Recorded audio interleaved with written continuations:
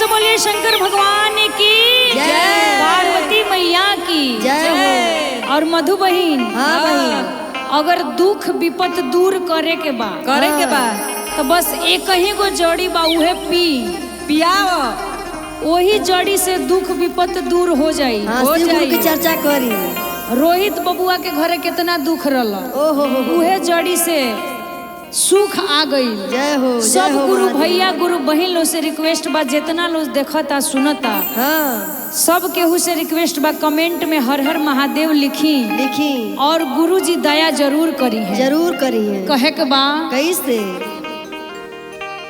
कि अरे दुखवा विपतिया न परी हो कि बहिनी पिला एगो जड़ी। जय हो। और कौन जड़ी बा? कवन जड़ी बा? शिव गुरु नाम के जड़ी हो। जय हो, जय हो। और कोनो जड़ी काम ना करी, सबसे बड़ा जड़ी हुए हो। सबसे बड़ा जिंदगी धन्य करे के बते कहीं गो जड़ी बा। कहे के बा कैसे कि अरे दुखवा विपतिया न परी हो अब बहिनी पिला एगो जड़ी। दुखवा विपतिया न परी हो, बहिना पिला एगो जड़ी। दुखवा विपतिया नहीं परी हो, बहिना पिला एगो जड़ी। दुखवा विपतिया न परी हो अब बहिना पिला एगो जड़ी। दुखवा विपतिया न परी हो, बहिना पिला एगो जड़ी। पिला एगो जड़ी बहिना पिला एगो जड़ी। पिला एगो जड़ी, बहिना पिला एगो जड़ी। पिला एगो जड़ी बहिना पिला एगो जड़ी।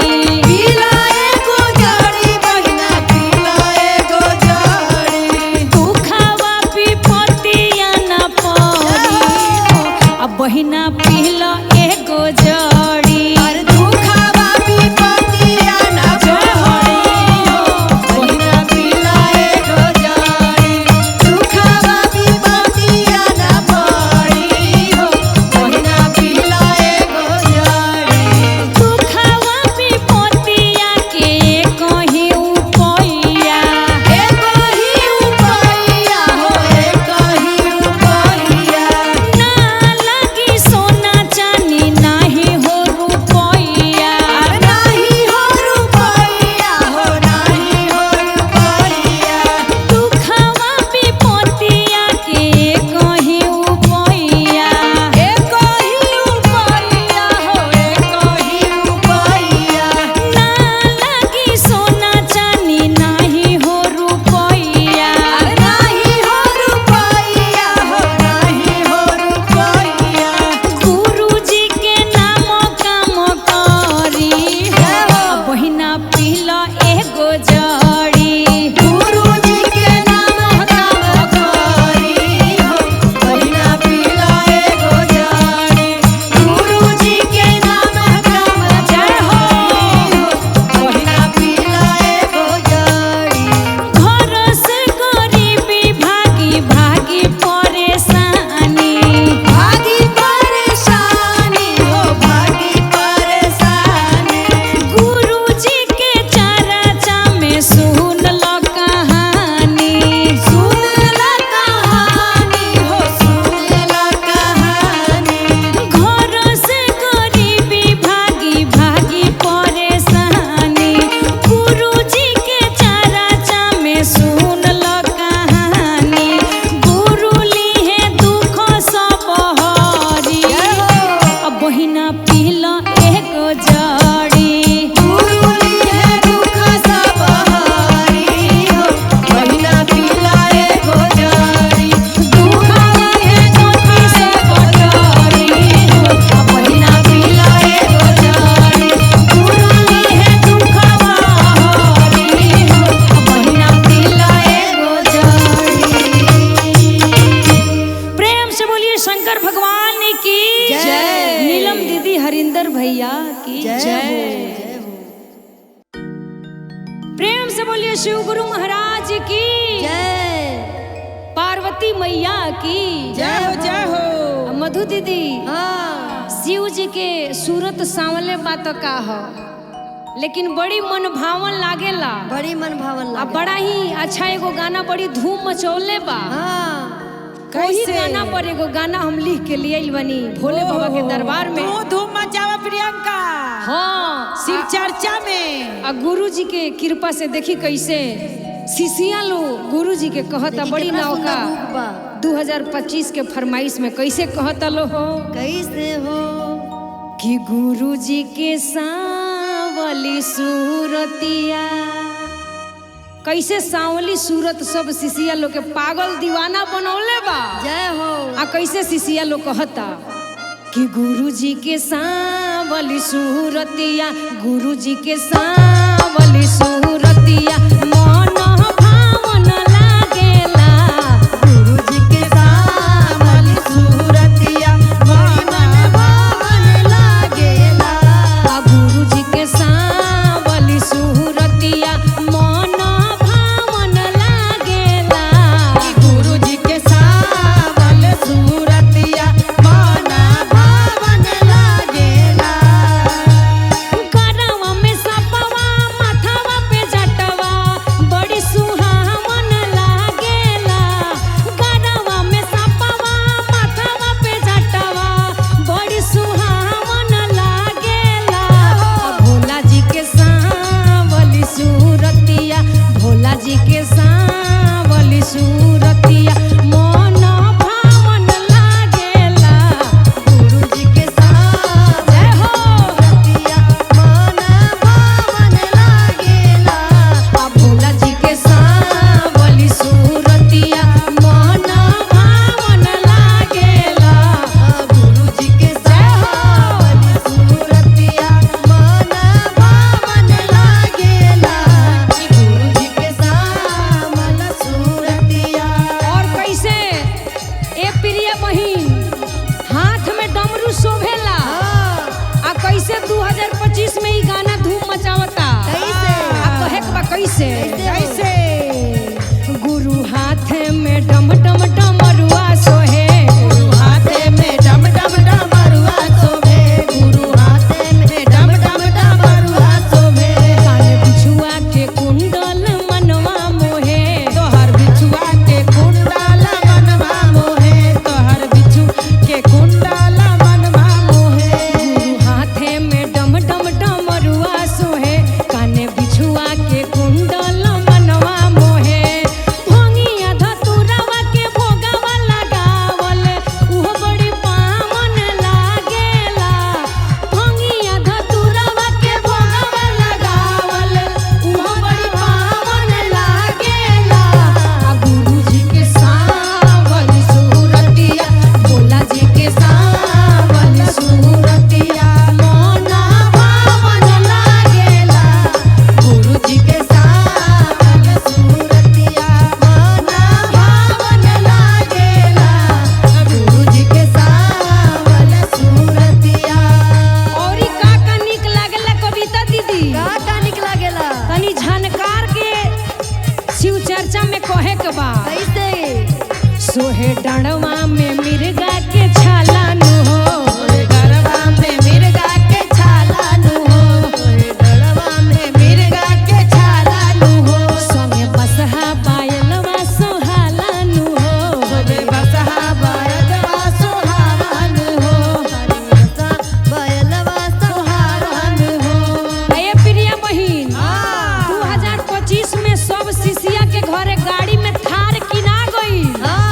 लेकिन हमरा शिव गुरु के लगे अभी तक ले उहे बुढ़वा बैलवे बा। उहे बुढ़वे बैलवे। तो कहे के बा कैसे? कैसे भाव में आवा प्रियंका? भूत बहे तालाबा के लागल झमेला। भूत बाया तलवा के लागल झमेला। जब जब सावन आवेला।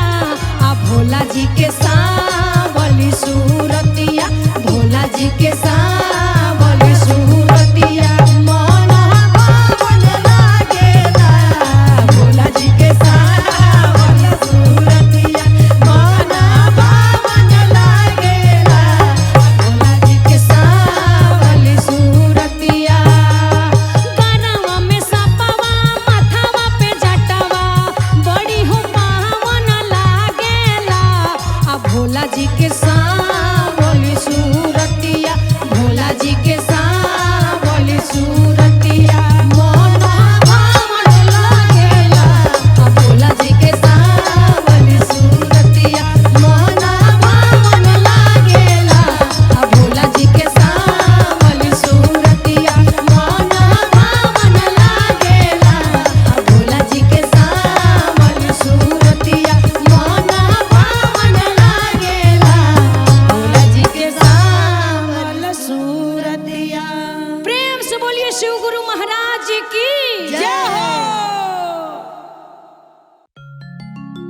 प्रेम से बोलिए शिव गुरु महाराज की जय। हरिंदर भैया नीलम दीदी की जय हो।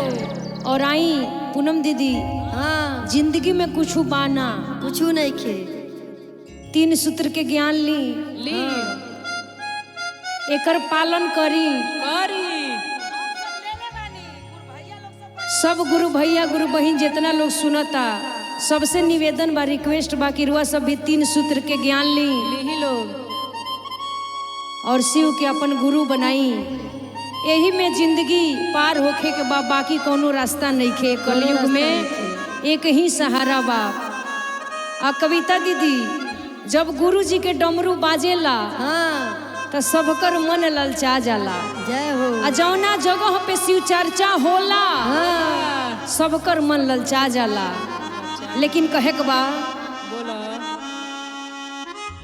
कि शिव गुरु नु हो,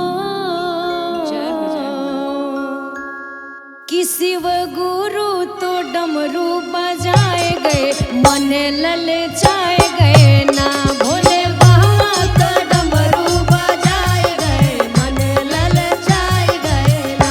भोले बाबा तो डमरू बजाए गए मन ललचाए गए ना। भोले बाबा तो डमरू बजाए गए मन ललचाए गए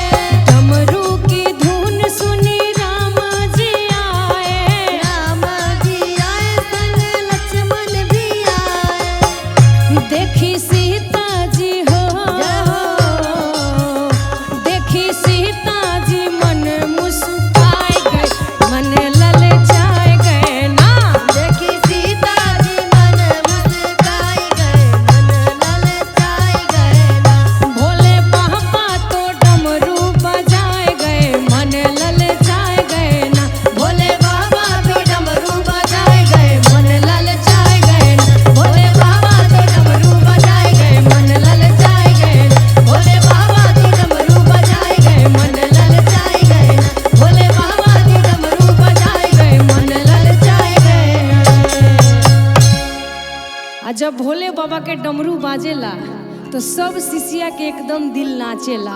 प्रेम से बोलिए शंकर भगवान की जय। प्रेम से बोलिए शिव गुरु महाराज की जय। नीलम दीदी हरिंदर भैया की जय। कविता दीदी हाँ सब गुरु बहिना लो आइल बा, जुटल बा। आइल बा आज प्रिया बहन के घरे चर्चा रखाइल बा। जय हो। भखौती रहल कि गोदी में सुंदर ललनवा हुई है तो चर्चा होई पूरा हो गइल बा। सब गुरु बहिना लो इकट्ठा भइल बा। जय हो। आ गुरु जी से कहता कि ये गुरु जी भांग धतूर के छैया रुआ रहेनी इहे नीक लागेला। आ सब गुरु बहिना लो कैसे कहता कैसे कि अरे यही भंगिया के छैया ये गुरु कि अरे दिनवा बिताइला हो। सब गुरु बहिना लो भांग धतूर लेके थाली में सजा के आइल बा। आ गुरु जी के शरण में कहता कैसे कि अरे यही भंगिया के छैया ये गुरु दिनवा बिताइला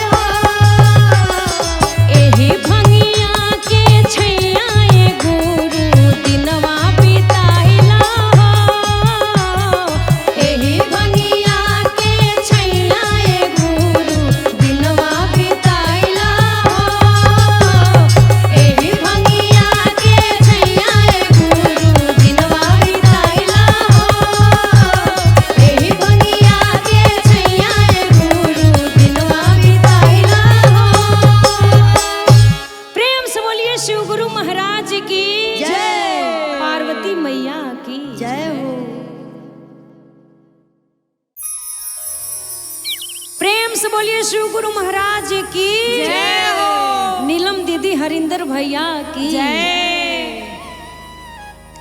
जब चर्चा के बेरा होला होला गुरुजी अपना बसहा पर सवार होके बसहा पे चढ़ल कैसे शिष्या के घरे अपन आसन लेके आई बड़े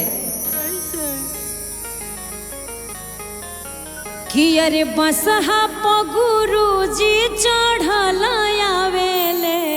जय हो।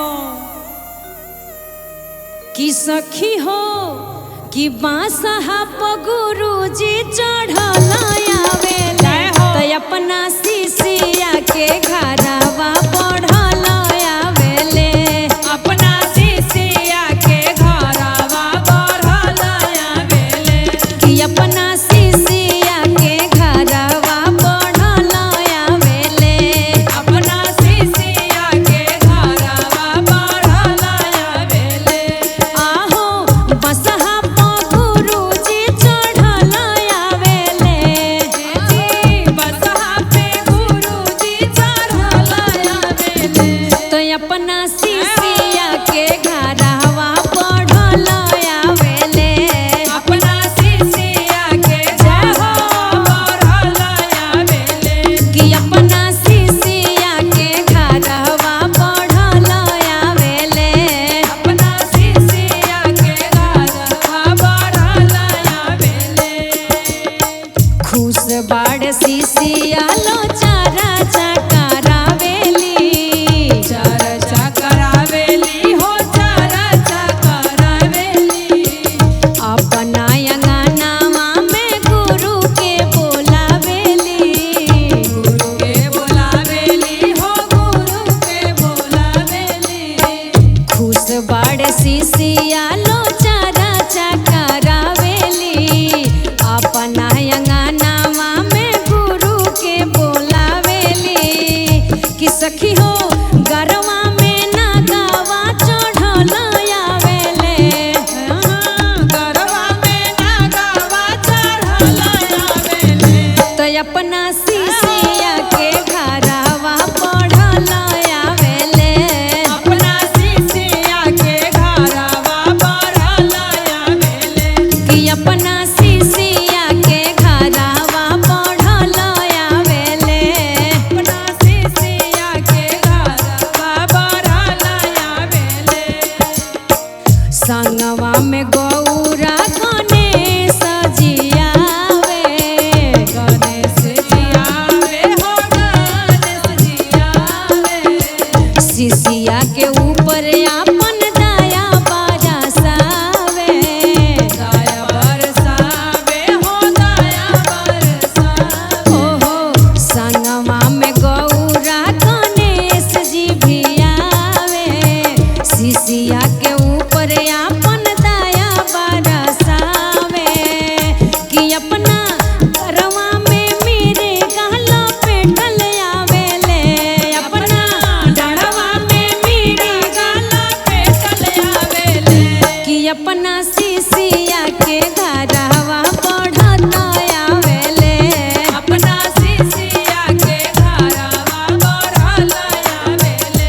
कि अपना शिष्या के घरवा बढ़ल आवेले।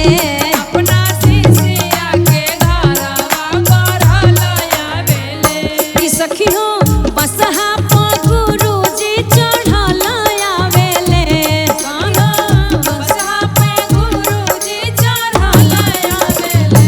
कि अपना शिष्या के घरवा बढ़ल आवेले। अपना शिष्या के घरवा बढ़ल आवेले। तो अपना शिष्या के घरवा बढ़ल आवेले।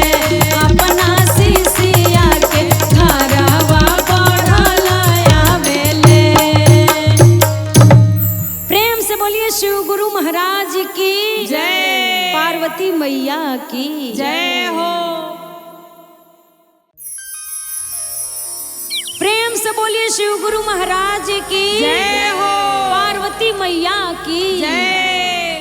पार्वती मैया बड़ी परेशान बड़ी कविता दीदी हाँ कहत तरी कि अभिनो से ई नासा कइल छोड़ दी। छोड़ दी बोला छोड़। पर्वत पर तमाशा होता होता कहत तरी समझा के कैसे कैसे हो कि अरे छोड़ी गुरु कोइले बनासा हो कि बड़ी होता वे तमाशा हो कि अरे छोड़ी गुरु कोइले बनासा हो बड़ी होता वे तमाशा छोड़ी गुरु कोइले बनासा हो बड़ी होता वे तमाशा छोड़ी गुरु कोइले बनासा हो बड़ी होता वे तमाशा बड़ी होता वे तमाशा बड़ी होता वे तमाशा अरे होता वे तमाशा बड़ी होता वे तमाशा बड़ी होता वे तमाशा छोड़ी गुरु कोइले बनासा बड़ी होता वे तमाशा छोड़ी गुरु कोइले बनासा बड़ी होता वे तमाशा छोड़ी गुरु कोइले बनासा बड़ी होता वे तमाशा भोंगिया धतूर छोड़ी खाई अब मिठाइया हो खाई अब मिठाइया अरे भोंगिया धतूर छोड़ी खाई अब मिठाइया हो खाई अब मिठाइया खाई तनी लड्डुआ बतासा अब बड़ी होता वे तमाशा खाई अब लड्डुआ बतासा हो जय होता वे तमाशा खाई अब लड्डुआ बतासा हो बड़ी होता वे तमाशा गांजा के छोड़ी पीही पे पसिया कोला हो पे पसिया कोला अरे गांजा के छोड़ी पीही पे पसिया कोला हो पे पसिया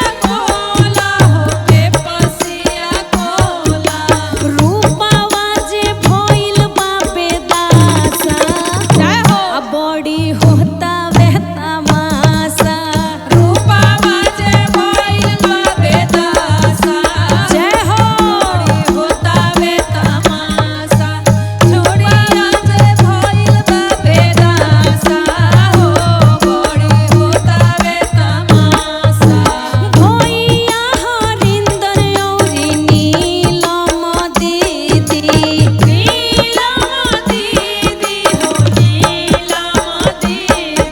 अरे भैया हरिंदर औरी नीलम दीदी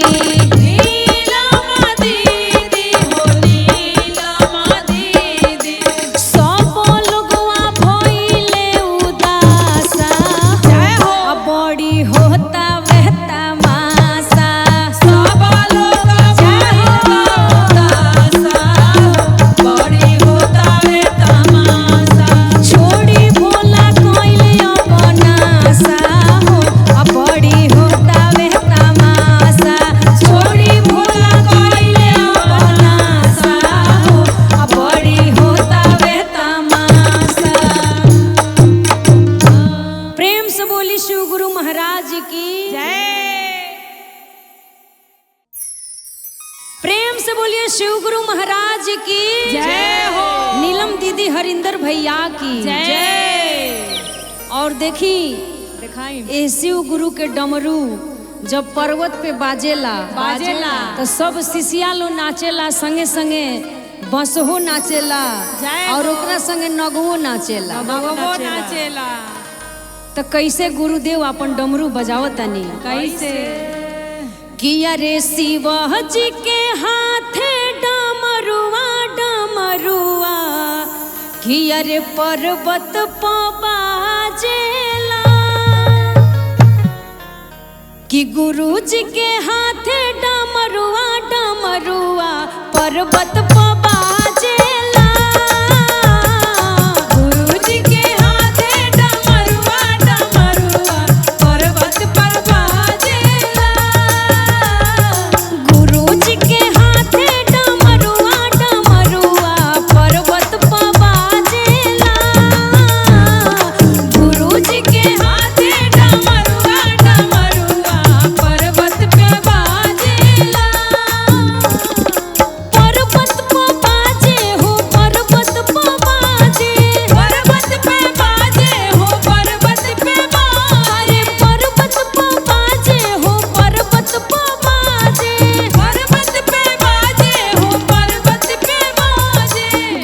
जी के हाथे डमरुआ डमरुआ पर्वत पर बाजेला। गुरु जी के हाथे डमरुआ डमरुआ पर्वत पर बाजेला। गुरु जी के हाथे डमरुआ डमरुआ पर्वत पर बाजेला। डमरू के धुनुआ पो शिष्या दीवाना, शिष्या दीवाना हो शिष्या दीवाना। अरे डमरू के धुनुआ पो शिष्या दीवाना, शिष्या दीवाना हो शिष्या दीवाना। संगे संगे नगवा नाचे डमरुआ पर्वत पर बाजेला। संगे संगे नगवा जी नाचे डमरुआ पर्वत पर बाजेला। शिवाजी के हाथे डमरुआ डमरुआ पर्वत पर बाजेला। शिवाजी के हाथे डमरुआ डमरुआ पर्वत पर बाजेला। डमरू के धुनुआ पो गौरा दीवाना, गौरा दीवाना हो गौरा दीवाना। हरे डमरू के धुनुआ पो गौरा दीवाना। गौरा दीवाना हो गौरा दीवाना। संगे संगे अरे संगे संगे हरे संगे संगने साजी नाचे डमरुआ पर्वत पर बाजेला। संगे संगे गाने से नाचे डमरुआ पर्वत पर बाजेला। गुरु जी के हाथे डमरुआ डमरुआ पर्वत पर बाजेला। गुरु जी के हाथे डमरुआ डमरुआ पर्वत पर बाजेला। डमरू के धुन पे नीलम दीदी दीवानी, दीदी दीवानी हो दीदी दीवानी। डमरू के धुन पे नीलम दीदी दीवानी। दीदी दीवानी नीलम दीदी दीवानी। संग में हरे संग में हरिंदर भैया नाचे डमरुआ पर्वत पर बाजेला। गुरु जी के हाथे डमरुआ डमरुआ पर्वत पर बाजेला। गुरु जी के हाथे डमरुआ डमरुआ पर्वत पर बाजेला। गुरु जी के हाथे डमरुआ डमरुआ पर्वत पर बाजेला। प्रेम से बोलिए शिव गुरु महाराज की जय हो। प्रेम से बोली शंकर भगवान की जय। पार्वती मैया की जय हो।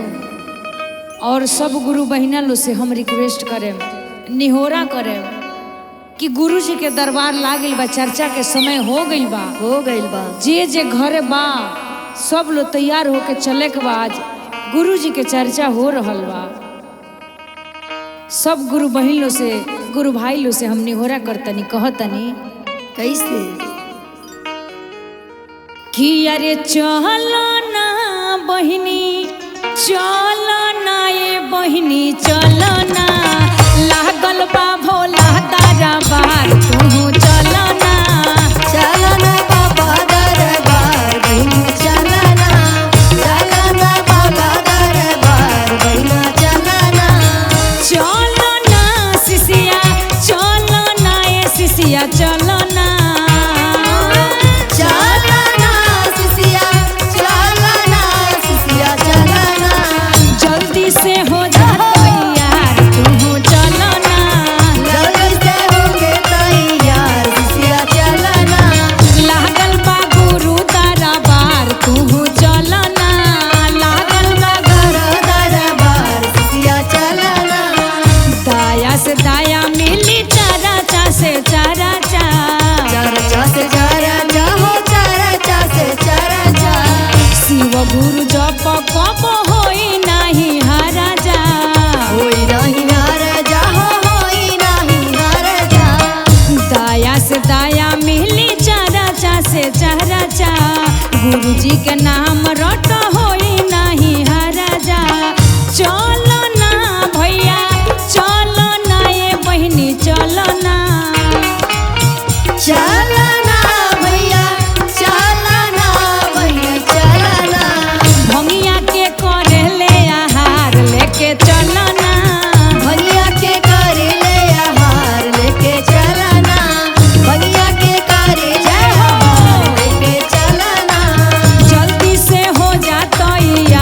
तू चलना। जल्दी से होगा तैयार बहिना चलना। हाथवा में पेन गुरु नाम के कंगनवा। नाम के कंगनवा हो नाम के कंगनवा। माथवा झुका के कहर गुरु परनामवा। गुरु परनामवा हो गुरु परनामवा। हाथवा में पेन गुरु नाम के कंगनवा। माथवा झुका के कहर गुरु परनामवा। चलना बहिनी चलना ए बहिनी चलना। चलना बहिनी चलना ए बहिनी चलना। कदी है ये बेड़ा पार तू चलना। हरि है बेड़ा पार बहिनी चलना। कदी है ये बेड़ा पार तू चलना। कदी है ये बेड़ा पार बहिनी चलना। कदी है ये बेड़ा पार बहिनी चलना। प्रेम से बोलिए शंकर भगवान की जय। नीलम दीदी हरिंदर भैया की जय हो।